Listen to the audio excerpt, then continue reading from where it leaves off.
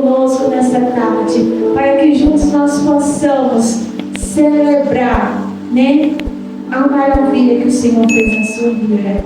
E ela, nesta tarde, ela vai estar contando um pouquinho do testemunho dela para nós. Amém? Em nome do Senhor Jesus. Eu não sei se a senhora quer ficar aqui em pé ou se a senhora quer que eu coloque uma cadeirinha para a senhora sentar. Fica em pé? Então, vem. Você pode dar uma salva de palmas para o Senhor? Glória a Deus, porque Deus que faz milagres. Louvado seja, Senhor, Deus é fiel. Aleluia, Jesus. Grande Deus. Eu quero saudar a alegria, a gloriosa paz do Senhor. Amém, Jesus. Eu quero dizer para os irmãos que a minha voz ainda está um pouco embasada, porque a metade do meu rosto ainda se encontra dormindo. O rosto já voltou totalmente, porque ficou, não consigo dizer a palavra, ele ficou todo torto, digamos assim, todo torto, mas já voltou ao normal. Mas eu sinto como se ainda essa parte estivesse toda anestesiada. Irmãos, o que seria de nós se não fosse o amor do Senhor? Aleluia. É verdade. Olha, no dia 14 de fevereiro deste ano, eu estava na minha casa pela manhã, num dia normal, não tinha acontecido assim nada extraordinário. Eu estava preparando para fazer um almoço, porque a gente tinha visita em casa, e depois do almoço a gente ia sair para dar um passeio. Como quando você recebe alguém na sua casa, você quer mostrar a cidade. E aí eu fiz um pudim, né, para minha visita, e coloquei no forno. E quando a gente faz aquela caldinha de caramelo, às vezes fica uma pontinha na ponta da colher, né? E eu estava na beira da pia, tipo assim, lambendo aquilo. E aí eu senti o meu corpo totalmente esquisito. Eu não sei descrever para vocês. Eu senti muito esquisito o meu corpo. E eu chamei o rapazinho da casa que eu moro, que é filho da minha amiga que eu moro com ela, ele tem 16 anos, e ele me chama de vó. Eu disse assim: Biel, corre aqui, que a avó não está bem. Aí ele veio e falou assim: o que você tem, vózinho? Eu disse: não sei, filho, meu corpo está muito esquisito.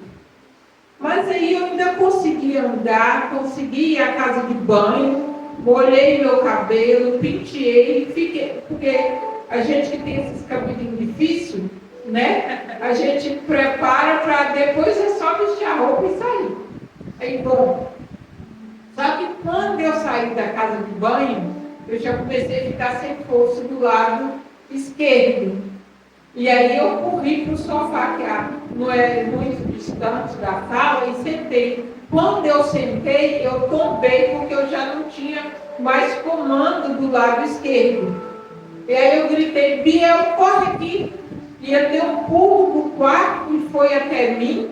E eu peguei meu telefone, ainda consegui fazer isso, peguei meu telefone e disse assim: olha, meu telefone se destrava assim, o telefone do meu filho está aqui, o telefone da minha irmã Cidinha está aqui, o grupo das irmãs está aí, mãe e filhas, tem telefone de todo mundo, mas liga para mim, para a missionária Maria, no Viva Voz. Aí ele ligou, procurou lá a missionária Maria de Portugal, conheço ela há mais de 15 anos, e ela atendeu. Eu falei: irmã Maria, ora por mim que eu não estou passando bem. E ela virou, no Viva Voz, ele ouviu, virou e disse assim: você está com o rosto todo torto? E ele respondeu: sim. Aí ela disse assim: quem está aí? Eu disse: é o Gabriel. E ele já ligou para o pai dele, que estava na garagem, lavando o carro. E nisso, quando a gente estava falando com ela, o dono da minha casa chegou e ouviu a conversa, e ela disse assim: leve ela para o hospital o mais rápido que você conseguir. Eu não entendi nada, e, irmãos, eu confesso, eu sou técnico de enfermagem no Brasil, já trabalhei em hospital, mas eu nunca pensei que fosse um AVC, e muito menos hemorrágico. Eu pensei que eu estava tendo assim, tipo um infarto silencioso, porque eu tenho atenção alta e ela é silenciosa. Aí o que aconteceu? Eles me puseram no carro já de imediato, eu desliguei o telefone e ele ligou para a mulher dele no trabalho, que ele nunca tinha passado por essa situação, e perguntou e falou para ela, olha, Val está passando mal, qual hospital que eu levo ela? E amigo, Deus faz tudo, Ele permite, mas Ele faz tudo. Eles não tinham conhecimento de hospital, nunca tinha passado por isso, mas ela estava trabalhando com uma amiga portuguesa. E essa amiga dela portuguesa disse assim, leva para o Triembre, que é o melhor atendimento que tem, que eu conheço. Aí ele colocou na nave, dava 31 minutos, ele chegou lá com 15. Ele ligou os 4 piscas, irmão, e foi assim, olha, foi mesmo Deus. E parece que assim, Deus vai preparando tudo. Eu acho incrível como Deus trabalha, Ele permite, mas Ele não nos deixa. Eu cheguei no Triembre, ninguém, parece que já estava lá assim, me esperando. O meu netinho, postiço, né? Ele pediu uma cadeira e já foi gritando que precisava de ajuda, de socorro, porque ele falou alemão, né? Aí já veio alguém, já me pegou, a médica só olhou para mim e disse assim, um AVC, põe na máquina da ressonância, para mim saber se é isquêmico ou hemorrágico. Aí fui já direto para a ressonância. Aí quando me tiraram da máquina, porque aquela máquina ali é meia hora, alguém já fez uma ressonância aqui? Aquilo é horrível, né? É uns 20 minutos a meia hora. Só que eu fiquei consciente, graças a Deus. No caminho do hospital, eu fui, olha a preocupação do ser humano. Eu fui falando com Deus, Senhor, eu estou aqui para te obedecer. O Senhor sabe, eu não gosto da Suíça. Irmãos, não tenho nada contra quem gosta. Isso é pessoal. Eu falei, Senhor, eu não gosto daqui, eu estou aqui para te obedecer. Falei, Jesus, não deixa eu correr aqui não, porque assim, um café aqui é tão caro, imagina o enterro. Eu não quero meu trabalho para ninguém não, Jesus. Olha, Senhor, eu fui ter nessa conversa com Deus. A minha preocupação era essa. Aí o Senhor falou comigo assim, irmãos, como Deus é fiel. Ele disse assim, o laço era para a morte, mas eu te livrei. Oh, glória! Como Deus é fiel. Ele já falou isso no caminho do hospital. Aí tá. Eu fiz a ressonância, o médico, pronto, o meu neto tem 16 anos, né, postiço. Então, um adolescente, ele não vai filtrar nada para te falar. Ele está traduzindo, ele traduz em tempo real tudo que o médico diz. Então o médico disse assim, a situação é gravíssima, é um AVC hemorrágico, a veia estourou do lado direito e vocês são familiares dela?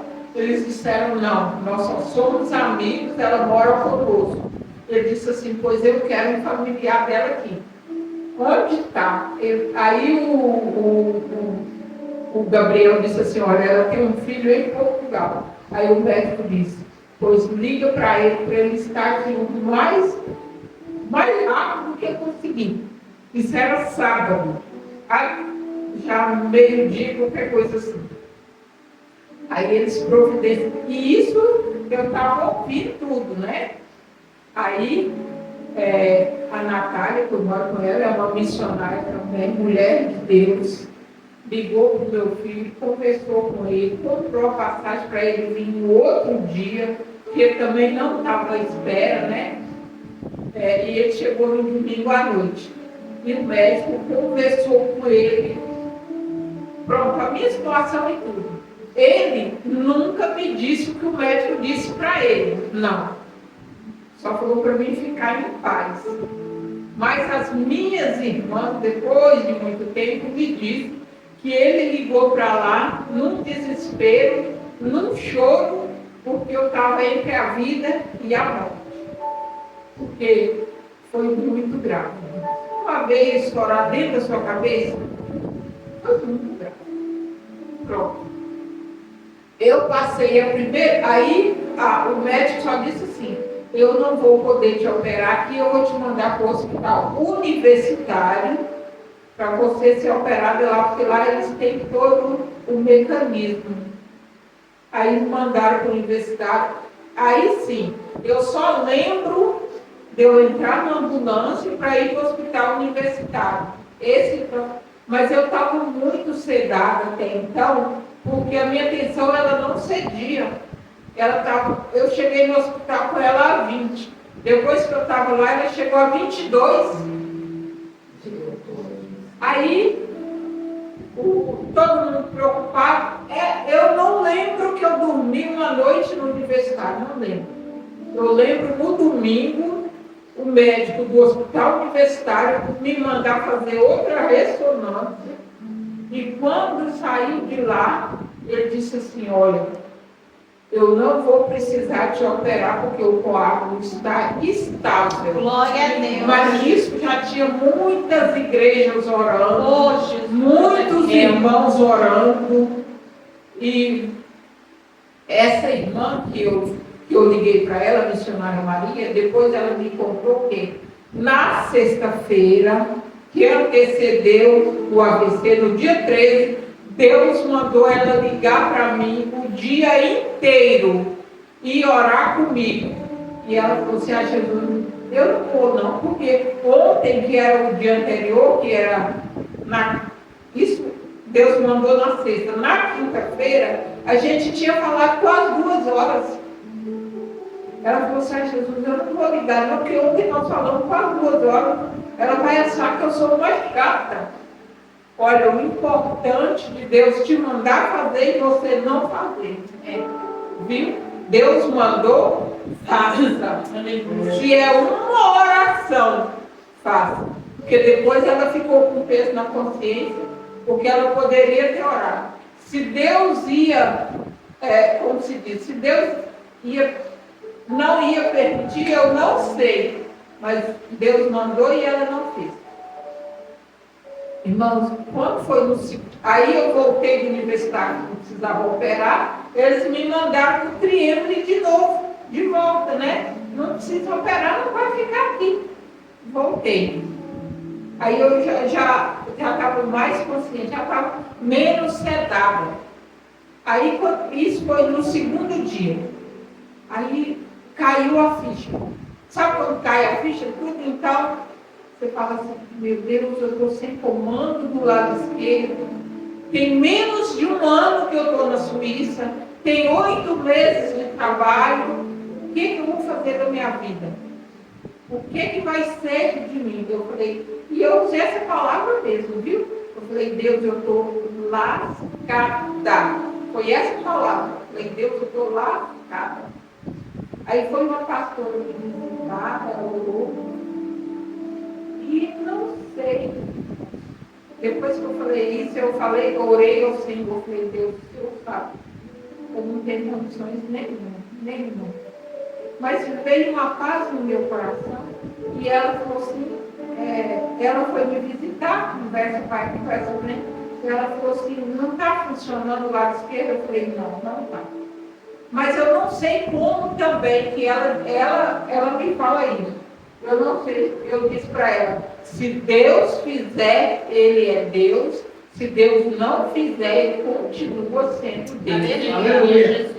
Porque eu não sirvo a Deus pelo que Ele faz, por aquilo que Ele é. Oh, glória. E aí eu continuei, e eles me disseram assim, olha, foi passando os dias, né, eu em tratamento, tudo, recebi várias visitas, tudo, o corpo não dava sinal. Eles me disseram assim, vamos mandar você para uma clínica de reabilitação. Mas eu achei que a clínica de reabilitação ia ficar em Zurique, mais perto do povo me ver, dos irmãos me visitar. Quem tinha algum interesse em visitar, né? Não, mandaram para a clínica a 1 hora de Zurique, quase na fronteira da Alemanha, a 10 minutos do lado de Constança. Mas pensa numa clínica. Pensa, parece um resort, tá? E a única brasileira que estava lá era eu.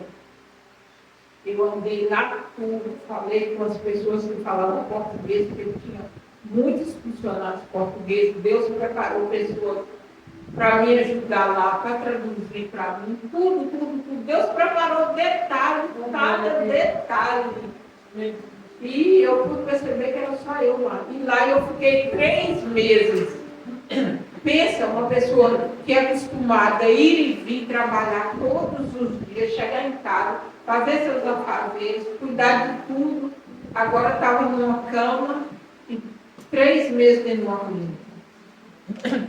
Por mais que você confie em Deus, sabe que Ele é poderoso para fazer infinitamente mais tudo aquilo que pensamos e fazemos, mas há dias que você sabe, você é ser humano. É verdade.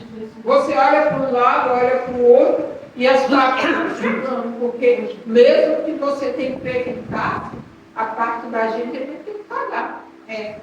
Depois veio cadeira de rodas. Aí um dia eu falei assim, eu preciso melhorar qualquer tanto. Eu passei quase 1 mês na clínica sem reação nenhuma. Nenhuma mesmo. Aí, meu Deus preparou um fisioterapeuta muito, muito, muito bom. E ele me fazia fazer exercício muito, muito, muito. Só que ele mandava fazer tipo assim, 10 exercícios, eu fazia 20. Aleluia. E ele foi vendo que eu queria mesmo. Então eu fui me esforçando, eu fui orando ao Senhor, e um dia, de repente, que ele me mandava fazer os exercícios segurados assim, igual o corrimão. Aí de repente eu soltei e comecei a andar assim, igual eu estou andando aqui, mesmo com dificuldade, mas sem segurar em nada. Nossa, aquilo para eles foi uma alegria, para mim também. Eu glorifiquei o nome do Senhor. Glória a Deus. Graças a Deus. Ainda tem limitação? Tem. Mas para quem entrou no hospital com a vida, entre a vida e a morte, eu estar em pé aqui hoje, para mim é uma grande vitória. Outra coisa, eu fui ver, eu sou técnico de enfermagem, mas depois eu fui pesquisar, porque a gente fica muitos anos fora do mercado de trabalho, né? Você não lembra de tudo. Eu fui ver que o AVC hemorrágico só sobrevive 15% das pessoas que têm o AVC hemorrágico. Então eu sou uma das 15%. Glória, que sobrevive, ainda fica com sequelas graves, pastor Alex. E eu, graças a Deus, o braço está sem comando, mas Deus já me disse que Ele vai restaurar por completo. E se tem uma coisa que eu creio, é naquilo que Deus me fala. Porque antes de Ele usar alguém para falar comigo, Ele fala comigo. Aleluia! Depois, quando eu saí do hospital, estava orando com a pastora, e ela era aqui da Alemanha, e ela me disse assim, Deus te livrou da morte. Aleluia! Eu falei, Jesus, antes o Senhor já falou comigo que Ele tinha me livrado da morte. É só confirmação. Depois, Deus falou que vai me restaurar por completo. Mas antes Ele fala comigo. Então, crê naquilo que Deus te fala. Aleluia! E não desanime. Por quê? Todos nós estamos sujeitos. Seja o ímpio, seja o crente. Todos nós estamos sujeitos às adversidades. Só tem a maneira como você encara essa adversidade. Porque ele já pensou, se eu não tivesse botado nenhuma para reabilitar, eu ficava deitado naquela cama lá até quando? Lá na clínica, pastor, tem gente de todas as idades. Tem muita gente nova lá que sofreu AVC. Pessoas de 20 e poucos anos, missionário. Aí você vai falar assim, só porque eu tenho 50 e poucos anos aconteceu comigo? Não. E um jovem de 20 e poucos anos? Foi por quê? Né? E tinha pessoas com sequelas muito mais graves do que a minha. Pessoas de todas as formas. E eu fui vendo, falei, Deus, obrigado, porque eu escapei com vida. Aleluia. Eu sei que o Louvado Senhor ainda vai restaurar Em por nome de completo. Jesus. Glória a Deus. Amém? Amém, Esse é Jesus. meu testemunho e eu quero agradecer a oportunidade em nome de Glória a Jesus. Jesus. Uma coisa aqui. Eu nunca questionei a Deus por quê. E nem nunca murmurei, que é muito importante. Eu nunca murmurei, Deus, por quê? E nem murmurar, por quê? Quando a gente murmura, a prova fica mais difícil. Verdade. E se você questiona, quem somos nós para questionar Deus por qualquer coisa? Quem somos nós? Deus determina, pronto e acabou. Se Ele me livrou da morte, eu agradeço a Deus por isso, porque ainda tem algo para fazer nessa terra. Eu creio em nome de Jesus. No dia 5 de novembro, eu estou retornando ao Brasil, porque eu não me considero, não tenho justificativa para estar aqui. Eu não estou trabalhando, eu ainda estou na baixa, mas eu vou estar junto com a minha família, que também era planos de eu ir, mesmo se não tivesse acontecido nada. Eu já estava orando ao Senhor para retornar nessa altura. Então eu vou retornar e uma coisa vocês vão ter notícia, que eu vou estar restaurada por completo, porque eu creio. Amém. Precisa muita gente da minha família ver o estado que eu vou chegar lá para ver o que Deus vai fazer, porque ainda há muita incredulidade no meio da minha família. E eu creio que Deus fez isso para abalar a estrutura de muita gente da minha família também, para chamar eles para perto, porque abalou, viu, irmão? Foi um tal de correr para os pés de Jesus para orar por mim, né? Graças a Deus. Então eles vão ver a obra completa. E o segundo testemunho, o ano passado, eu fui ao Brasil no mês de janeiro, dia 6 de janeiro, eu vou poder dia 14 de fevereiro. Todo ano que eu vou no Brasil, eu fico uma semana na minha mãe, por quê? Minha mãe ela era alcoólatra. Então a gente chegava lá, você não tinha alegria de ficar com ela, porque ela não aproveitava o tempo que a gente estava lá. Ela era totalmente alcoólatra. Muitos e muitos anos. Que eu lembro, eu orei para minha mãe mais de 30 anos. Mas eu tinha uma promessa que Deus ia fazer. E eu nunca abri mão da promessa. Aleluia. Então, quando foi janeiro, eu disse para minhas irmãs, este ano eu não marco a agenda, eu não vou para lugar nenhum. Eu vou ficar os 30 dias dentro da casa da minha mãe. E ela sempre esforçava para quando a gente chegasse lá, ela tá boa. Mas o diabo é tão sujo que o dia que eu cheguei, ela tinha ficado boa mais de 2 semanas. O dia que eu cheguei, ela bebeu todas. Aí eu já cheguei, fiquei me pensando, falei, Deus, mas eu fiz um propósito para o Senhor. Eu ia ficar aqui 30 dias, que eu ia orar 30 dias e vamos ver o que o Senhor vai fazer. Primeira semana foi, eu chorei tanto, mas eu chorei tanto, que a primeira semana ela bebeu demais, bebeu de se acabar. Quem tem alguém viciado na família sabe como que é. Bebeu de se acabar, e eu vendo ela naquela magreza, assim, a gente fazer comida, ela não comia, sabe? A gente tá de fora e ela não aproveitar, irmão, é doído demais. E eu falava, Deus, eu sou missionária, assim. Eu oro por pessoas, eu faço a tua obra, porque na altura eu estava na Bélgica, né? Estava ajudando a igreja lá e tudo. E o que eu vou dizer para os irmãos da minha mãe? Eu queria ter uma mãe que orasse por mim um dia. E aí, pronto. Passou-se a primeira semana, eu em oração, chamei mais as irmãs do círculo de oração da minha igreja lá na cidade. Nós oramos, repreendemos.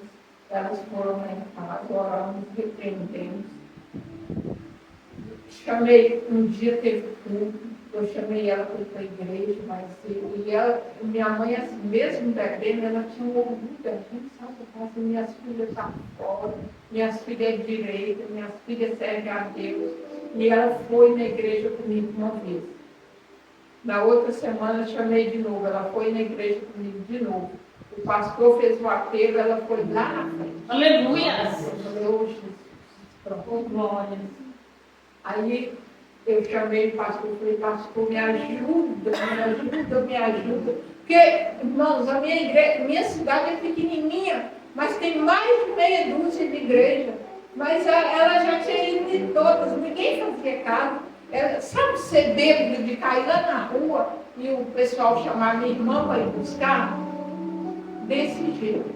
Então ninguém fazia caso, igreja nenhuma fazia caso. Aí eu cheguei lá com carta de missionário e esse pastor, ele estava a segunda vez na cidade, mas ele não conhecia a gente. Né? Então ele me deu a oportunidade, me convidou para a cidade vizinha. Ele viu a minha simplicidade e falou assim, não, nós vamos entrar nessa guerra contigo. Aleluia.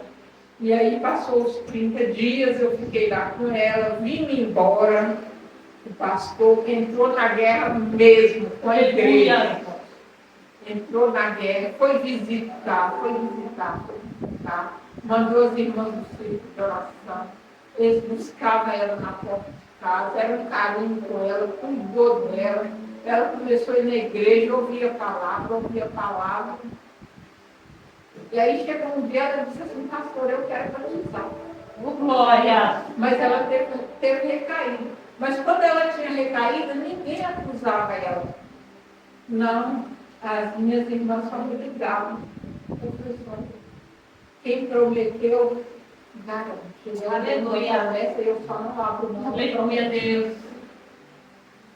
Ela se batizou há quase um ano. Aleluia. E graças a Deus, para a honra e glória do nome do Senhor. Hoje, ela não tem muita leitura, então ela tem um telemóvel e pediu às minhas irmãs para colocar meia hora antes do culto para despertar, que é para dar tempo para ela tomar banho e trocar de roupa, porque a igreja é praticamente na rua de casa. Aleluia. Não perde um culto. Eita E glória. na cidade, irmão, foi testemunho, porque todo mundo conhecia como uma beira.